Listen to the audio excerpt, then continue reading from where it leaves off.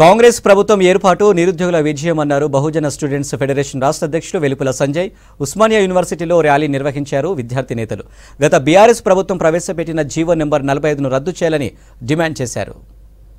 నూతనంగా ఏర్పడినటువంటి కాంగ్రెస్ ప్రభుత్వానికి ఉస్మానియా యూనివర్సిటీ విద్యార్థుల పక్షాన బహుజన్ స్టూడెంట్స్ ఫెడరేషన్ బహుజన విద్యార్థి సంఘాలుగా మేము శుభాకాంక్షలు తెలియజేస్తూ ఈ ప్రభుత్వానికి మేము ఒకటే తెలియజేయదలుచుకున్నాం.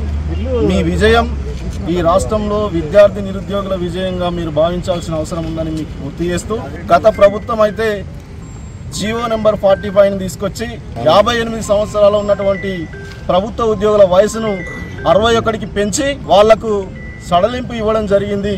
ఈ సడలింపు ఇవ్వడం ద్వారా విద్యార్థి నిరుద్యోగులకు ఇది తీవ్రమైన నష్టంతో పాటు ప్రభుత్వ ఖజానాకు కూడా ఇది పూర్తి స్థాయిలో నష్టంగా ఉంటుందనే విషయాన్ని మేము మీకు దృష్టికి తీసుకురావడం జరుగుతుంది. అదేవిధంగా